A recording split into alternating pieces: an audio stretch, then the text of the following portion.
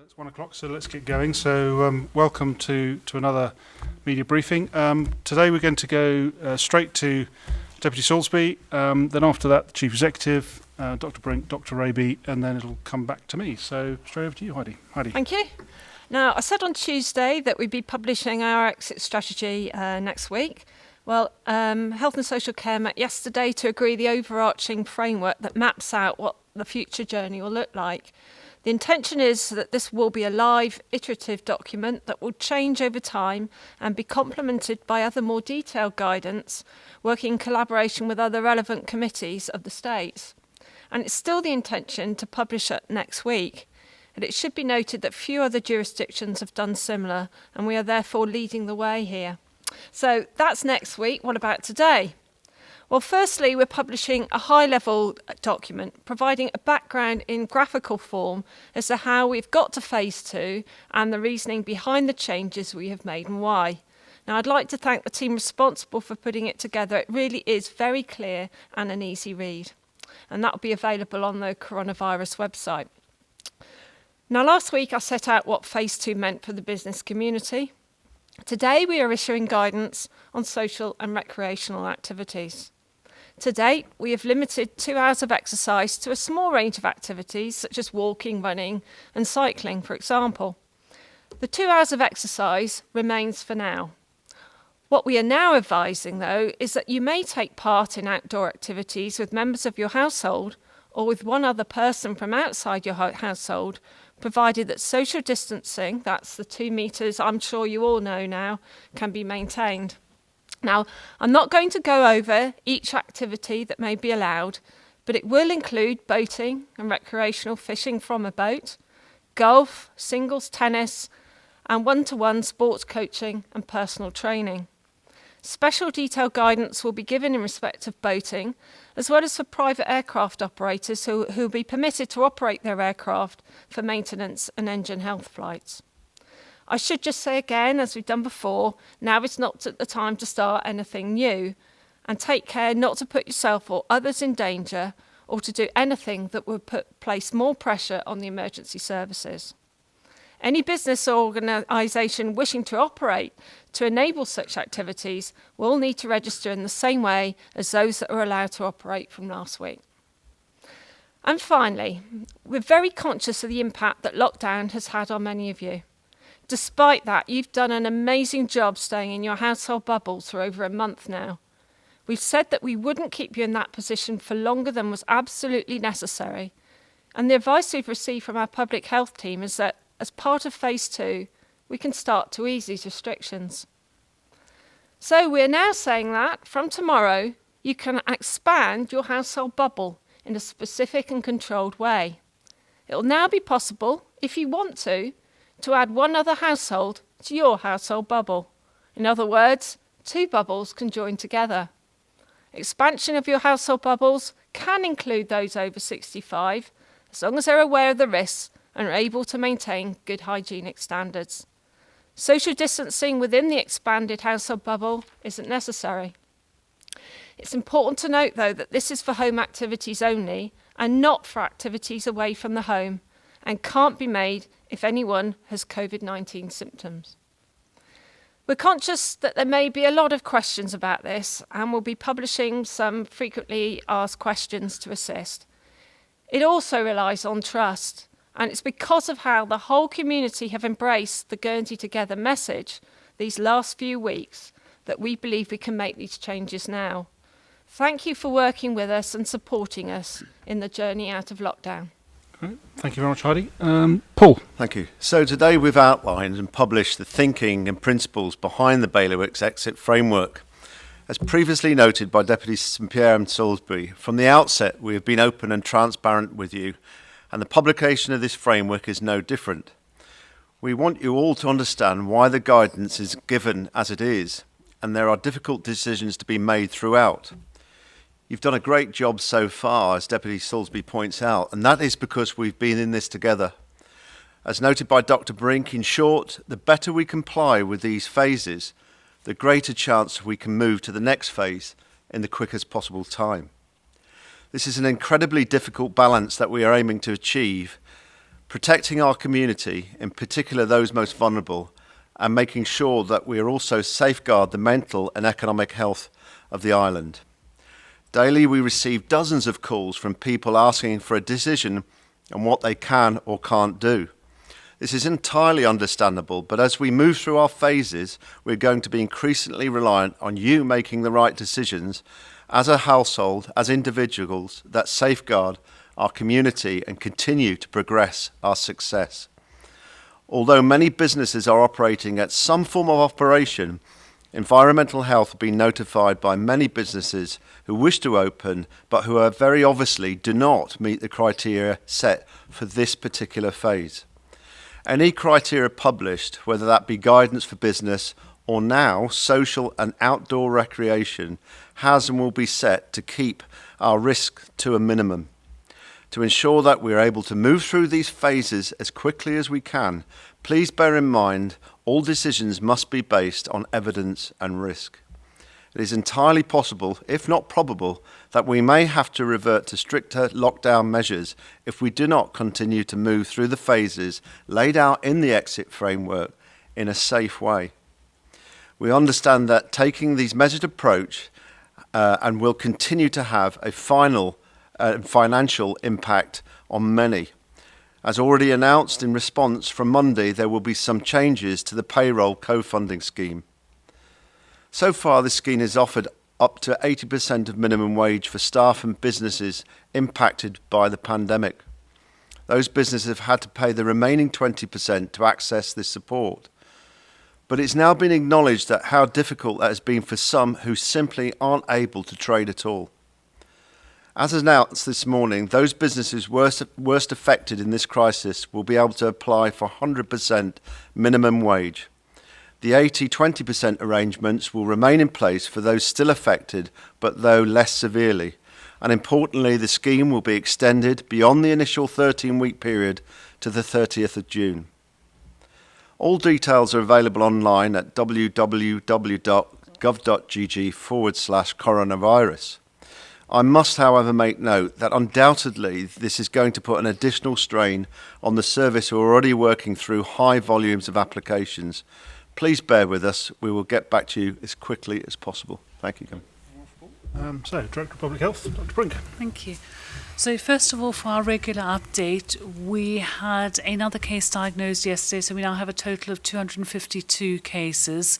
We encouragingly now have 209 that have now completely recovered, and what is really exciting for us, we now have only 29 active cases.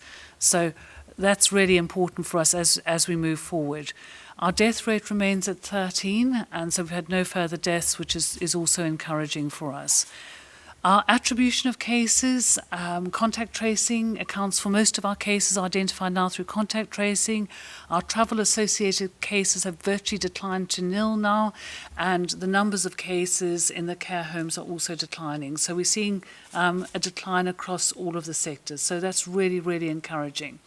I thought what I'd do today is also discuss the R value, or reproductive rate. Reproduction rate, R0, it's got lots of different terminology. It's being used a lot in the UK, and I'm sure it's no surprise to all of you. We've calculated what ours was, because you know how much we like evidence in public health.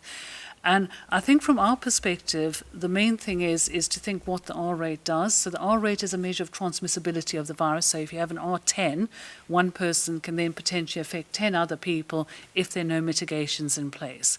So we have done broader testing across the piece, and we've also tested, for example, all of our care home workers. So we've picked up quite a lot of asymptomatic cases. But despite all of our broader testing, our R value is less than 1.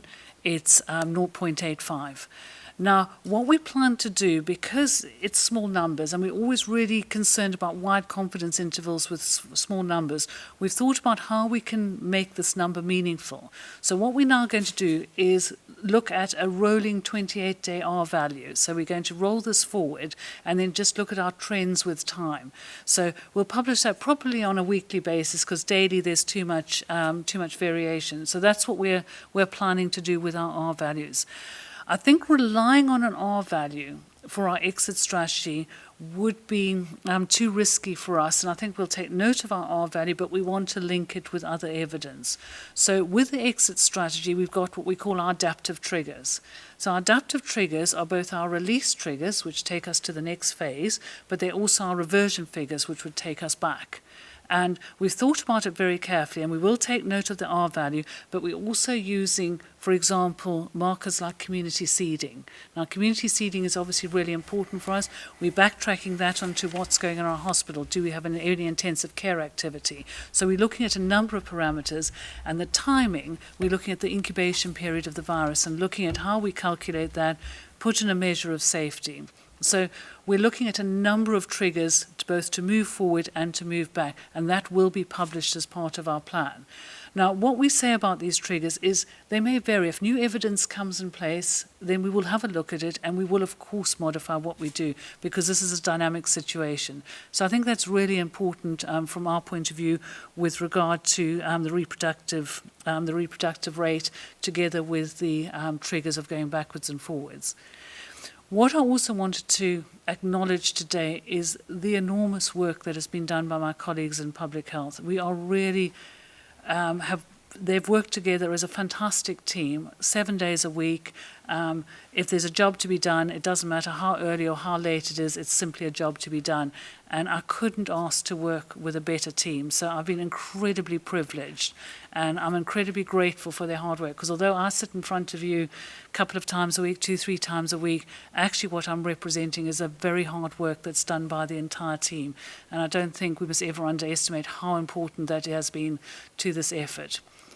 And what I'd finally like to do is Emmy and Harley contacted me, and Emmy and Harley sent a wonderful picture. Now, Emmy and Harley are children of key workers, so they're in fact at school, and they sent the most wonderful picture of Deputy St. Pierre. Unfortunately, Deputy St. Pierre is wearing a bow tie there, and I think they'll be a bit annoyed with him because they wanted him to wear a bow tie. But anyway, you promised to next time, didn't you? And Emmy and Harley sent us this wonderful picture that they did of the garden that they'd made whilst they're at school. And it's really so grateful. I'm so grateful to see this. And they've done some wonderful things. They've done the Guernsey together. They've done our rainbow. They've planted some plants. And they've worked really hard on that. So I wanted to say thank you very much to Emmy and Harley. You really made my day when I got this. It was such a lovely thing to receive. So thank you. Great. Thank you very much. Medical Director, Dr. Peter Raby.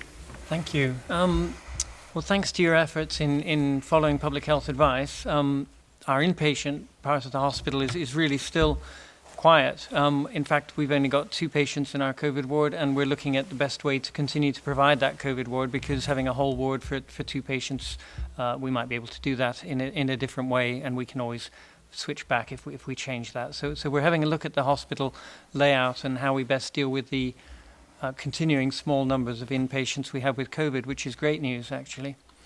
We're looking, as I mentioned last week, a little bit at how we can get a bit more routine activity through the hospital. It's really complicated because everyone has to be screened and take precautions and all that stuff, but we're looking hard at how we can do that. And I know a lot of people out there are anxious about their appointments and when can they get investigations done, and we are working hard to try and get back to some sort of semblance of normality, even though we know that people waiting for elective and planned operations and things have been waiting a long time now, and it's going to be hard to get back to normal in this context. So the inpatient part of the hospital is quiet, but it's not all quiet. I'm really pleased to say, because we've encouraged people to come forward to primary care and to the emergency department. Emergency department activity is inching back towards normal, actually. So people are clearly restoring their faith in coming into the hospital, and rightly so. So I'd just continue to say, if you need to come into the hospital, we're there for you. So thanks for taking that advice.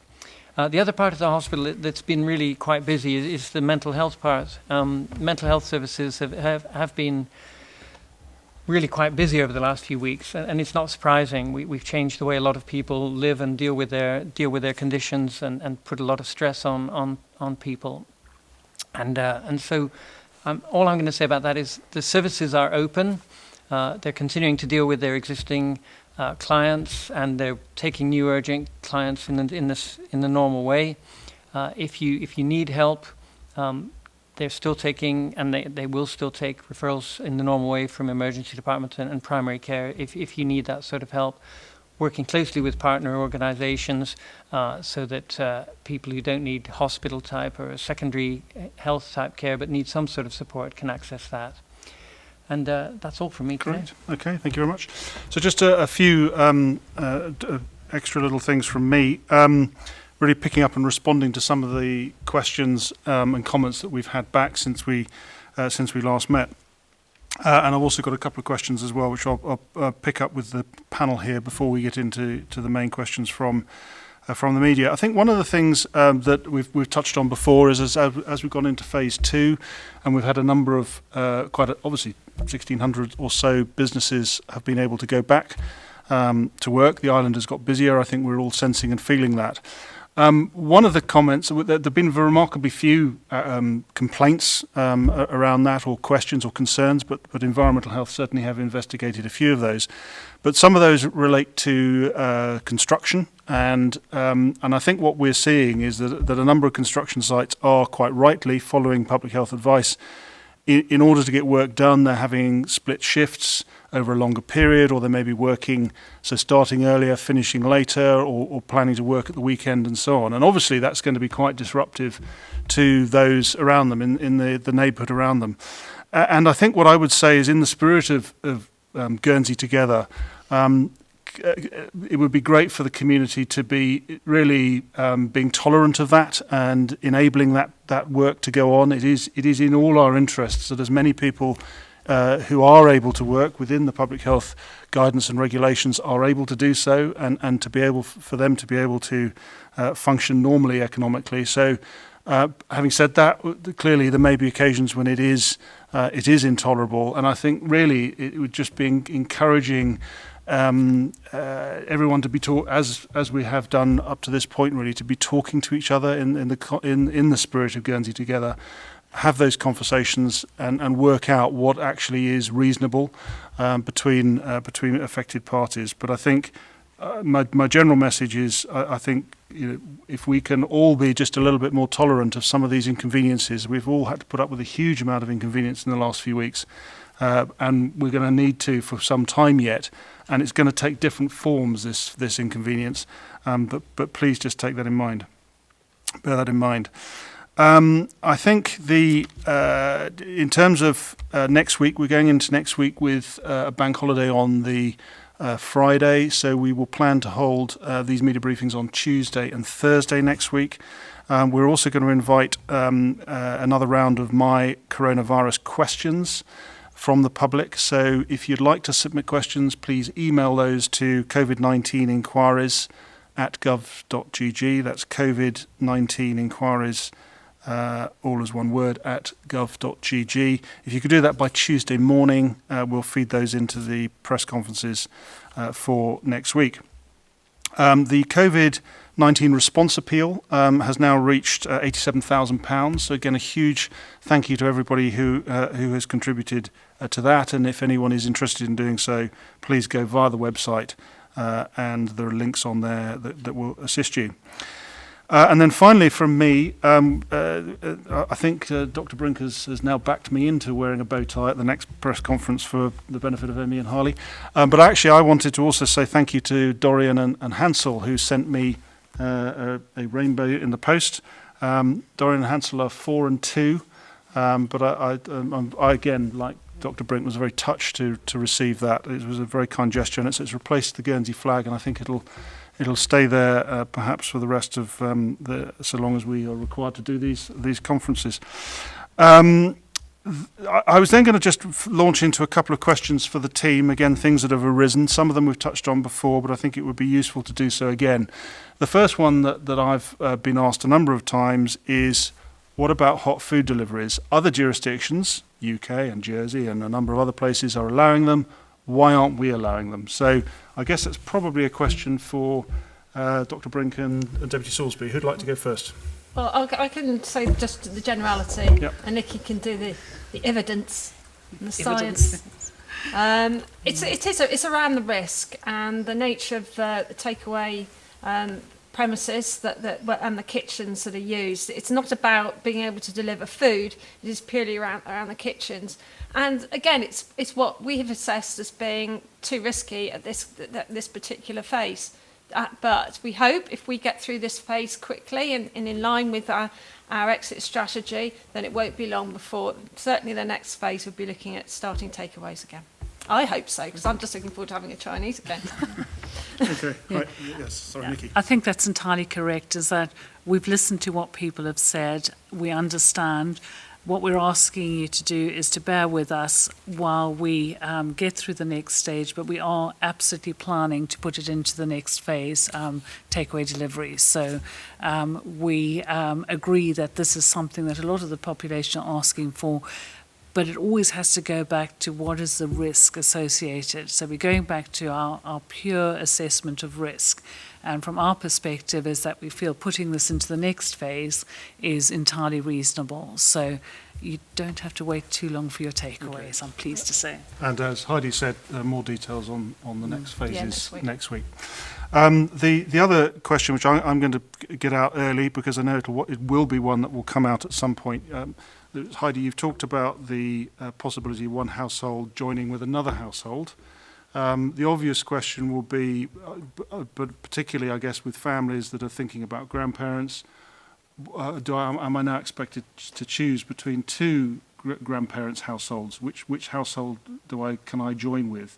Could you just explain the rationale for that and why it's going to be a difficult choice? But it will be a difficult choice, and we totally understand that. It will raise questions in families saying, "Oh, who do we have that bubble with?" You don't have to join another bubble. You must remember that, and we understand that whatever we do now, it's going to be difficult because we're going to have to make decisions in order to ease out gently. We can't say right now, tomorrow, everybody can join each other's bubble. That's great. We can't. It's about ensuring that we can control that lockdown and easing the restrictions. We did bat this around quite a lot over the last couple of days, as Nikki will testify. Committee really challenged the approach. We have looked at other approaches in terms of individuals being able to go to one household, but only at once. But then they'd have to go outside because they can't be close. And it was because then you had spreading amongst one household. More than one person could go to more than one household. But we looked at that and we thought, not only would it be more complicated to understand, it's around being able to understand how simple the message is. We think bringing two bubbles together, people can relate to that and understand it. And it also keeps that risk low. And hopefully that's for phase 2. By the time we get to phase 3, we'll be looking at how do we extend that bubble. Do we look at those extended bubbles being able to join together? That'll bring a lot of more people into the mix then. So we're looking at that now. So we haven't set it in stone, but we thought the bubble concept would work. But no, we totally understand the difficulty, those decisions that might be made. There might be issues around people who are shielding and concerns about that. Then that's why we're going to put more answers to what we think people are going to ask on that. And we'll probably add to it as well, because we always find that we don't get all the questions, think about all the questions that might be asked. But I think if we add to that, it might help people in determining what they should do. But it's important that the whole household agrees to this. So it might be somebody's got a friend they want to see, but that might not work for that whole household. But hopefully, for a vast majority of households and for people living by themselves especially, I think this will make a huge difference. Okay. Anything to add to that? Just also, it's in response to comments that we get. So we obviously get a lot of emails through the public health inbox, but also some forwarded to us from the central email.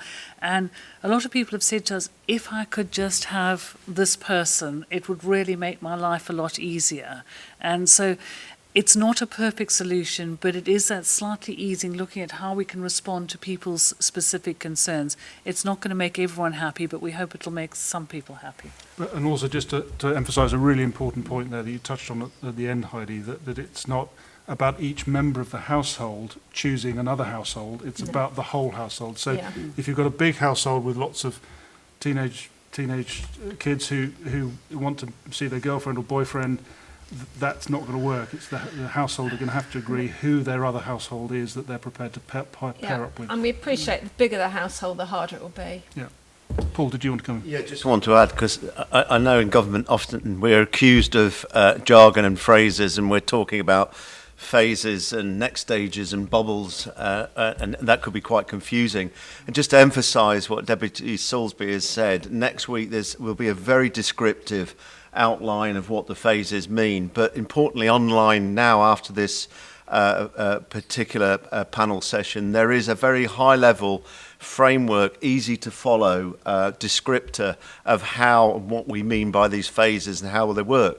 And I think there's strong emphasis, what's the message in this meeting is the clear guidance that's given by Dr. Brink is we hold those constraints for a period of time to get the assurance that's needed so that we can move to the next phase, which means less restrictions.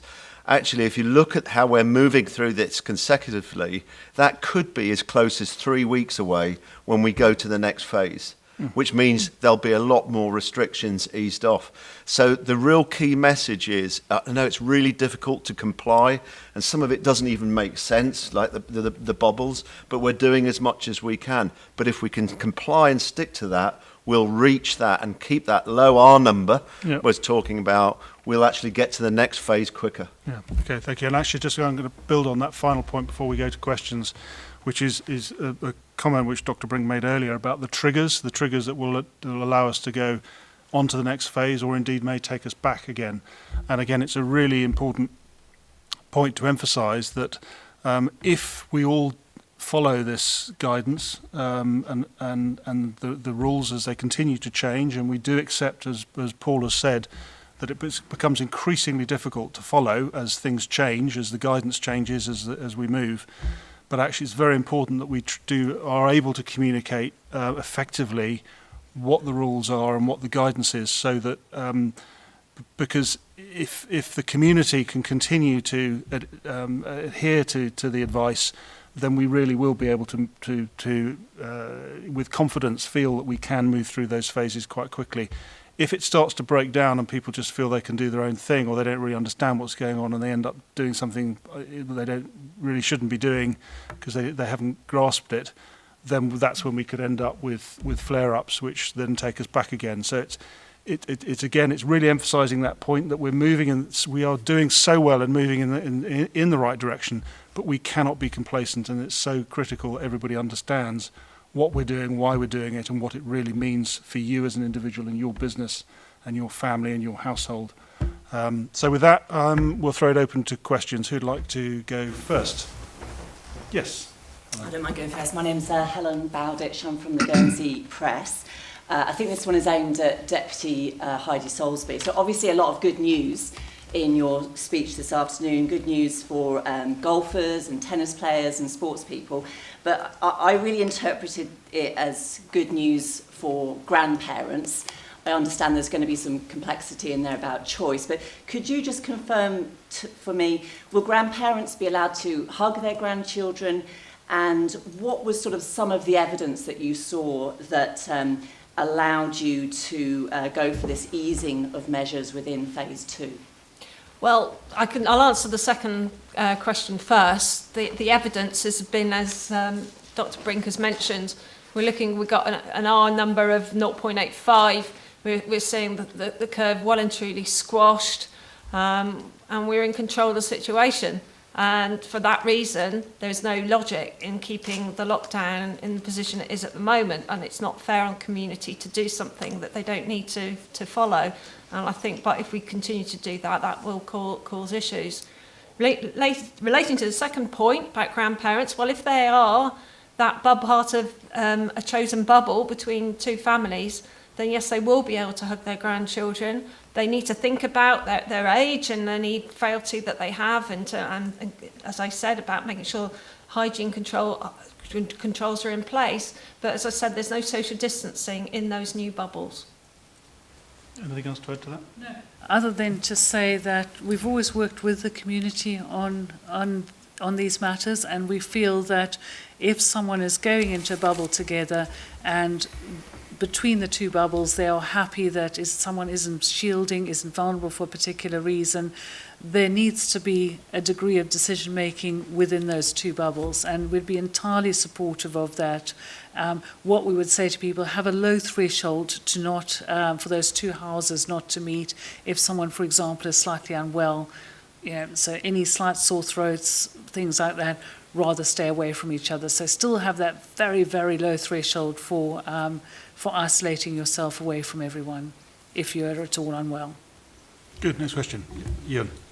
Ewan Duncan, BBC Guernsey. Just picking up on what Deputy Soulsby said. Question for you, Dr. Brink. She's just said that we feel like we're in control of this situation. It does sort of, the confidence we're getting from you all, the words you're using, the phrases you're using, it feels like we are. But is there a risk of complacency in the community? The amount of cars we're seeing, we've been quite lucky, I think, to have rain the last 3 days has sort of kept people inside a bit. But we are seeing more and more people come out, maybe pushing the rules slightly. Is that a concern for you that it might have a negative impact? Absolutely. We need to work together as a community on this. So when we publish our triggers, one of the things that you'll see as a trigger to either not progress to the next stage or even go back is if we feel that we're not having community adherence with the policies that we've put in place. Now that's really important because we've got where we've got for a number of reasons, is that we've had a very proactive test, contact trace and quarantine program. So that's been the stalwart of our whole program. We've also had very high community engagement with what we've been doing.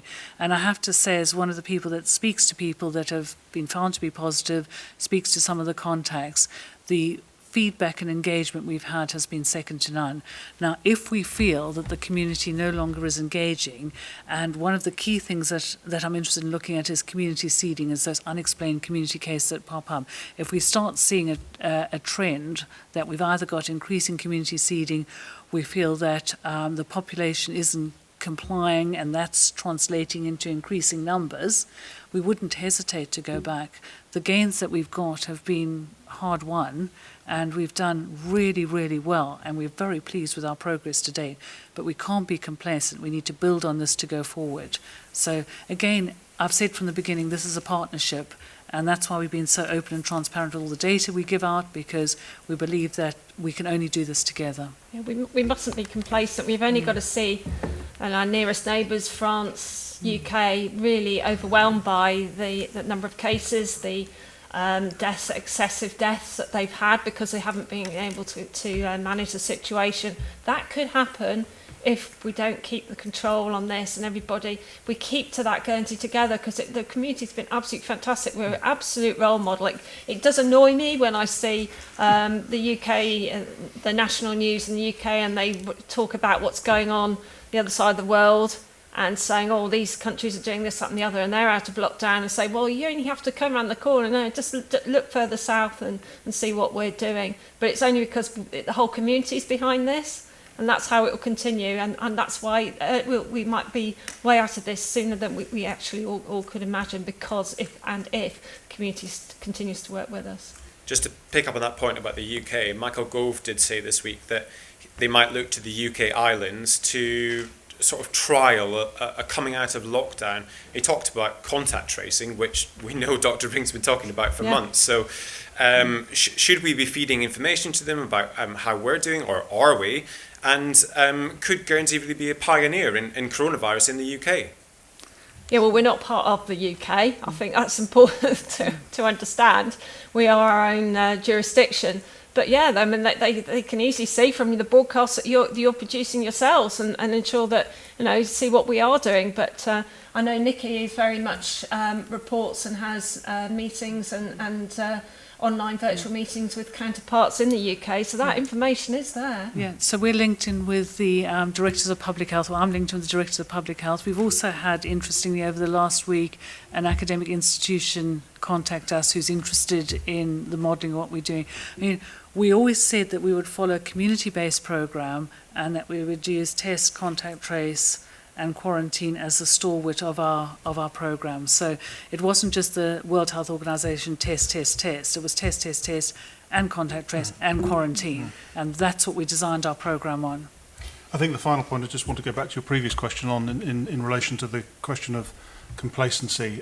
Again, emphasising the point I made earlier that yes, this is why we all do need to follow the guidance as it continues to change, even though it means that it is being relaxed, but we still need to follow the guidance and the rules. But equally, on the other side, the community should not be nervous that they are seeing the community getting more active. That is a positive sign. It's a good thing. And it will remain a good thing so long as we continue to follow the guidance. Did you have anything else to add, Paul? No, I was going to make that point. Okay, Rosie. Hiya, Rosie Alsop, Island FM. Dr. Brink, we had a little spike of 4 cases earlier in the week. Are you able to elaborate on, were they connected with, and how were they picked up? Are they contact tracing or seeding? So they were picked up through a symptomatic case and contact tracing. So it was interlinked. It was interlinked. Yeah. Okay, thank you. Good. And any other questions? Yes. Keelan Webster, ITV. Will we be able to do the new recreational activities which you've lifted with whichever household bubble you choose to partner up with?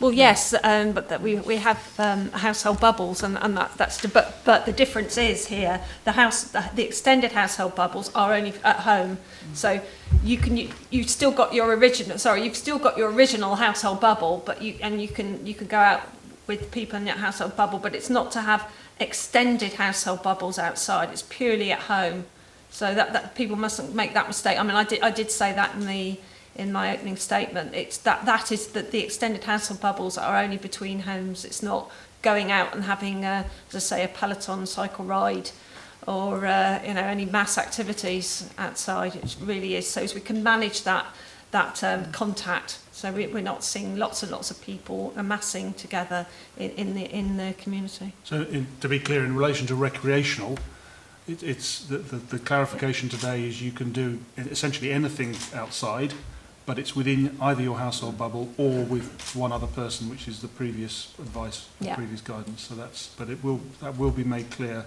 in what's I think is now available probably on the website from now. So people should go again. Always go to the website. If people have got any concerns, they're not sure, they don't understand, please call the helplines, email the helplines, seek clarification before you do whatever you're going to do. If you're not clear about it, then seek advice. Please seek advice. And I'll just say, all that detail. There is a lot of detail. It's not really for now to give it all. I think people will then go and say, awash with information. Really, it is there. It's on the website, and people can look at it at leisure and get to grips with it. And if they've got questions, of course, we've got all the contact details there for people who have got additional questions. Okay. Next question. Yes, Ewan. Just a quick question for you, Deputy St Pierre. How do you feel that this week in the States is going in regards to the money that you wish to borrow? And is it true that Guernsey still has some money left over from a 2014 bond, which could be used to regenerate Guernsey's economy rather than the borrowing? What's the thinking behind a loan rather than using what we already have? Yeah, well, to deal with the second part of the question first in relation to the balance of the loan of the original bond, which yes, it is available, but it is currently invested within our portfolios. So that's the reason, in particular, for the short-term funding facility, credit facility, is to enable us to properly manage the liquidation of our portfolios, which we will, I'm sure, do, but we will want to do it at the time of our choosing rather than at the time of the market's choosing. So it is quite possible that we will be using some of that loan facility in order to underpin some of the financial support that's required. I mean, in relation to the debate more generally, which is still ongoing, and I think we will reach a conclusion on the final set of votes this afternoon.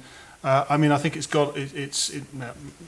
I wasn't intending to comment on it at this stage, given the debate is still ongoing. But given you've asked me a direct question, I've always tried not to avoid a direct question at these events. I mean, my own view is it's disappeared off into a level of detail which is, it's become almost irrelevant, really. The key decisions, as I said in the States earlier today, the key decisions for this week are in relation to the use of the core investment reserve, 100 million, which is of our assets already, and the credit facility. Everything else is going to need to come back to the States for further scrutiny, for further sets of resolutions, for further debate and decision anyway. I think what we have established through the debate is there are only a few states members who are viscerally opposed to any borrowing under any circumstances, and that I think is important. So what will happen from here is the Policy and Resources Committee will craft a recovery strategy, which will be, again, quite high level at this stage, working with other committees. It will present that to the states for approval.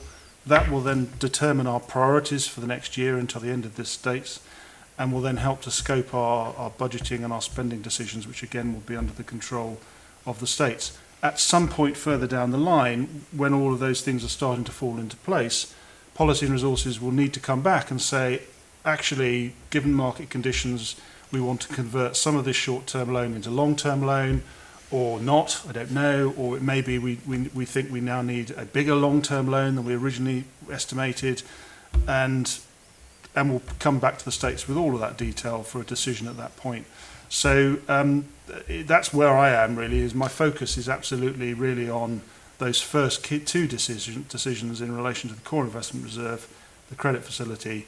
After that, it is what it is, and it'll come back at a future date. I'm not quite sure when. It may not even be during this term. It may well be the next term under a different Policy and Resources Committee.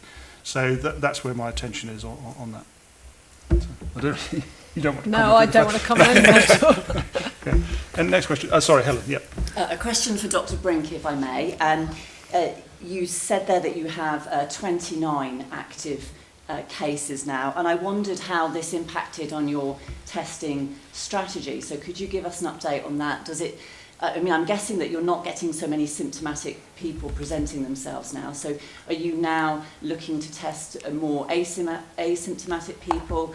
And when are we going to segue into the antibody testing as well? Okay. So that's something that we're actively looking at the moment. So we do want to expand our testing program, and we're looking at other groups that we're going to be testing together with the groups that we're going to be doing antibody testing. We're expecting the antibody test of our choice on the island in the next week, 10 days or so, which we then want to look at standardising. We've always said our preferred option was for the 96-well assay, which matches with the platform that we already use within pathology services. So we're looking at that. The thing about antibody testing, you've got to think very clearly what you're using it for. So our acute phase diagnosis, so if someone is ill, making a diagnosis must absolutely depend on the detection of the virus.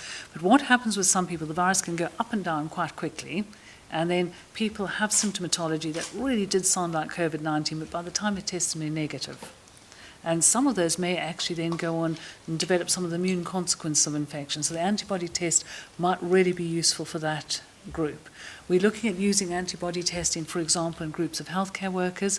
The other group that I'm really interested in looking at is the contacts of cases, to see how many asymptomatic infections, transmissions occur in contacts of cases. So we're looking at various groups with regard to that. So we would like to see the testing program possibly even expand. I don't want to preempt things, but to actually look at broader testing across the island. So that's what we're looking at now and how we scope that out. At the moment, what we still want to make sure is that anyone who has any symptoms, and if you recall, we have a broader symptomatology than other areas, so we don't rely on the fever or cough or shortness of breath. We use things like loss of sense of smell and taste. We use sore throat. So we use flu-like symptoms. So we use a far broader symptomatology. So we're still testing quite a lot of people with those, but we're seeing decreasing numbers that are positive. That's really encouraging. But what we now want to do is go out and look at what else we can almost, when I say hunt cases down, is actually go and look for cases proactively rather than people come to us with symptoms. So that's what we're looking at phasing, changing to, and going forward. We're looking to phasing to that program. But we hope to give more details on that over the next week to you. But it's going to be quite an exciting program. Great. Okay. Any other questions? Yes, Aaron, and then back to you. Aaron Carpenter, Bailiwick Express. The current situation has been very difficult for families and friends of people who have died because of the restrictions in place regarding who can attend and how many can attend funerals. Has that changed at all in line with these relaxation of restrictions? There's no change on that at the moment, and I really understand how difficult it is for anybody at this time. I hope after all this is over that we can have some kind of service, some memorial for all those who have died during this period, for people who haven't been able to give their respects in the way that they'd like to. It's very difficult, but we've seen the impact of funerals, people coming together in other jurisdictions, Italy in particular, saw a real increase in cases as a result, and it kind of fed on itself. Sadly, people going to funerals of people who had died because of the virus, then going to the funerals, then picking it up from people there through close proximity, and it's helped to cause a problem that Italy had. So I know it's really, really difficult. This is not something we want to do, and as soon as we can ease those restrictions, we will. Yeah, ultimately, I guess it's about the fact that is an environment where you are bringing different households together by definition, and that is precisely what we're trying to avoid through this process at the moment. Sorry, Councillor. Yeah, it would still be obviously a harsh decision, but could that not be possible within the two households that have chosen to merge their bulks together? Peter. Aaron, this affects all of us. We're all in this together, and the rules are. My auntie's died this week, and next week I know there would have been hundreds of people wanted to go to her funeral, and there'll be 10 or fewer of us allowed to go, and so we just have to do this, and I hope we can have a memorial service after the end of all this and celebrate her life properly. But at the moment we're restricting it to the 10 people and socially distanced between the different households that are attending. Yeah, thank you, and condolences. Ewan. It feels like with the guidance today we're moving slightly closer to phase 3. How much are you speaking to SARC, Alderney, Herm and discussing what's happening here? Could there be a movement towards more free movement within the bailiwick? Obviously they've got their own rules. Do you mind picking that? Yeah, well, our overarching exit framework will be for the bailiwick, but we are conscious of the need to consider Alderney and Sark separately. They're in a different situation, as is Guernsey itself now in terms of the numbers of cases. So yes, we are looking as part of that exit framework to have specific guidance for Alderney and Sark. Okay. Yes. Helen. I think this one is for Chief Executive Mr Whitfield. The panel has given us some quite strong hints over the last couple of weeks that the construction industry will be key to the economic recovery. I received an email from an architect, though, this morning complaining about a lack of communication, unwillingness to modify processes and procedures within the planning department. He said that there was a computer says no mentality. So I wondered if, as part of the recovery strategy, are there any plans to look at perhaps cutting red tape, cutting bureaucracy, cutting the number of hoops that applications have to go through, seeing as the construction industry is seen as so important at this stage? I think it's a really good question, this whole situation, certainly I know for many businesses in the private sector, but we're not unique from that either, have had to start approaching a completely different logic the way we do business. And you suddenly realise when you're forced into a situation like this, it even more emphasises systems that are totally reliant on paper-based phone calls, appointments in the traditional way. Become very inhibiting to be able to access and speed things up. What we are doing is looking at all our sort of core transactional business functions to see can we prioritise some of the, and I think many people are familiar the way that we're trying to digitalise our processes to actually reprioritise probably where we were going into COVID and saying actually can we use that now to make things more effective for our community, and we're engaged with that process constantly. And Agilicis, our strategic digital partner, although many working remotely the same as we are still fully on board and actually delivering an awful lot of the improvements we're seeing at the moment. But certainly all those sorts of challenges which individuals or businesses are experiencing, whether it's interacting with different parts of government, then absolutely they should log those, because we will want to see whether, in what way we can help even during this period before we even get to the recovery phase. Sorry, I think there was a question here, Cameron. Yeah, just about the latest announcement on the co-funding scheme. There was a little bit of chat amongst businesses this morning about why you'll now be naming businesses who are receiving support and the number of employees. Just wondered if you might be able to tell us exactly why you've come to that decision. Yeah, I think I should pick that one up. It was the decision of the Policy and Resources Committee. We certainly acknowledge that's been some of the feedback. We'll certainly take a look at that. I think there's a difficult balance to be struck here. We're talking about tens of millions of pounds of public funding, of taxpayers' funding, that the taxpayer has a right and expectation to understand where it's gone and why. So I think that's at one end, and certainly we've seen that in the context of other jurisdictions have adopted a similarly transparent approach. But equally, I can understand some of the concerns about the publication of that information. So, as with everything in the last 6 or 7 week period, we listen to and respond to feedback. So I can't really say much more than that at this stage. But there was a clear rationale for it, which was really seeking to represent the interests of taxpayers. Ewan. Question possibly for you, Mr. Whitfield, is a listener called us today and said that they had received a message from a dentist saying that they could have treatment again. Presumably the measures they're using are obviously using appropriate PPE. Could the same be applied to other areas of business such as hairdressers or beauty treatments, things like that? And what measures are being put in place? Well, this is probably a question that would be better answered by Dr. Brink, because it is an issue of still working within these guidelines. Yeah, I would just say when it comes to dentists, they've come up with method statement, just the jargon about how they'll manage the situation and ensure that they're used to using PPE and having the right equipment, I think. And also that we know that the longer we leave people who can't go to the dentist, the worse things might be. So there is a need there that we understand that needs to be filled. I think when it comes to a hairdresser, well, I don't know.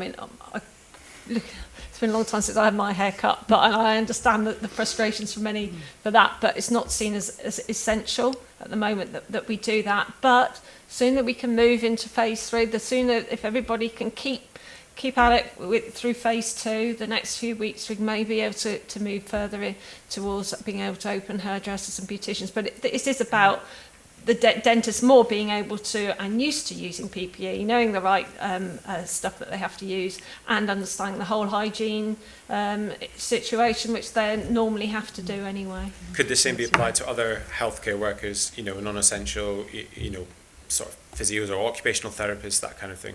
Absolutely, and I think that's something for Dr. Raby here, because I know he's putting together plans about how we can really recover from the health service point. And I think Nicky's going to comment as well, but Peter, do you want to go first? Yeah, we're working with public health on this because there's a lot of health specialists that have not been able to practice normally during this time, chiropody, chiropractic, or osteopathy and physiotherapy, as you mentioned. So a really important question. These professionals belong to a regulatory body, each of them, and their regulatory bodies have published advice about who should and shouldn't be seen face to face during this period. So we hope to be able to launch a scheme to get some of these people seeing at least urgent cases, but we'll ask them to give us information about how they'll comply with their regulatory body guidance, how they'll screen people, what PPE will be worn, how they'll do the cleaning. I'm afraid there's a lot of questions about this stuff, but we would like to get some of these businesses going because it's important for people's health. Nikki will want to add to that, I'm sure. It's just with things, you brought up dentists in the first instance, and what we want to do is look at the general health and well-being of islanders as well as protect them from infection with the virus that causes COVID-19. So things like some children hadn't had their orthodontic checkups, so I don't know much about it, but it can then prejudice the result. It can actually, in the worst case, cause the teeth to be different lengths and so on, and certainly can affect the enamel on the teeth and so on. So it's being mindful of the broader health implications and what can be safely done. And the dentists put in a very detailed proposal about what they could do safely to protect the oral health of the population. And we felt that was a reasonable approach. Both Dr. Raby and myself looked at it, worked through it with the dentists, and we felt it's by no means full dentistry, but it is a step towards making sure that we protect people's oral health. Final comment from Paul. Yep. Yeah, just a quick note. I think the other factor that is, although it's being expressed that we're in good management and stock control of PPE on the island, we are still managing that. So actually to use stock on non-essential nail bars and hair probably isn't the right use of that kit at this stage. I think the final comment I would make on this is in relate. Heidi used this term method statement, and this is something which a number of different industries and employers have used to help explain how they can safely operate in their environments, adhering to the social distance requirements and so on. And I think certainly after Health and Social Care have published their detailed exit strategy next week, I think that will really, it would then be a time for different industries to then start to think about how can we now develop these method statements, how can we develop new working practices that will enable us to go back as and when we're ready. And that will be a dialogue which they will be, the Public Health and Health Committee will be very happy to engage with as they start to plan for the next phases, and I think would encourage it as well. Yeah, absolutely. So, I mean, don't expect that government to have the answers in all this. We know it's an imprecise science. All the help we can get, we really appreciate it. Yeah. So again, it's part of that Guernsey Together. We're working together to find the solutions. Is very much part of the development of how we're going to go through the next phases. I think we've got time for one more quick question. Helen. One for Dr. Raby, please. Could you give us the latest update on the care homes? I know last week you said that it was really coming under control, but could you tell us a little bit about the conditions in care homes for residents? Are they confined? Are they being encouraged to stay in their rooms? Are they having meals in their rooms? Are they allowed to go out into a garden, that sort of thing? I'm really a hospital person, but we do have a care home cell, and I've tried to keep myself really well informed. A lot of people out there will know that the care homes have had to take really pretty strict measures to prevent COVID entering their homes, and they've been absolutely right to do so, because we've seen the effect when it gets into care homes. And I'm going to say this, we saw it early in Guernsey because we looked for it early in Guernsey. And I think the rest of the world sort of caught up that the care homes are the front line. And so we've had two badly affected care homes, as you know. Care home 1, as I continually refer to it, feels to be in a much better place now. There's no positive patients. The staff numbers of people affected, many of them have recovered now. And in terms of residents and staffing, I think we're pretty content, really. We continue to work with them about environmental measures and things we can do to help them get, just make a complete fresh start. So there's loads of work going on there, and I'd love to just say it's all clear and everything's raring to go. We're getting there. It's hard yards at the end, because we just have to make sure that everything's actually perfect before we can give that stamp to it, really. I'm going to say that. But the reality is, Peter, is that the care homes are likely to remain in a very controlled environment really throughout the phases, aren't they? These are our most vulnerable people, and the way it spreads once it gets into a care home is just frightening, actually frightening. The number of residents and staff, and then the staff go back to their family, and so an outbreak in a care home is a really serious thing for our entire coming out of lockdown strategy, and so we're asking people to, those measures stay in place. I'm afraid still no visiting. A lot of the residents aren't getting the sort of time out that they would love to have. I know that we're asking a lot of people, but it's absolutely essential that we don't lose a grip on this at the moment. Okay, final comment from Heidi. Yeah, just very briefly, really on behalf of my ESC colleagues, really to thank all those in education at the moment, providing both distance learning to pupils and students at home, but also looking after those children and key workers and in the schools, and some of them are doing like 2 jobs at once. So it's really just a shout out to them for the fantastic work they're doing at the moment. Great, thank you very much. So thank you very much. We'll meet again on Tuesday at the same time, 1 p.m. And just final message, of course, is to everybody continues to be stay at home unless you have a reason to be elsewhere. And please do continue to follow all the guidelines and keep yourself fully informed of all the developments through the website. Any concerns at all, follow the links to the helplines to get further advice. Thank you very much indeed. Thank you.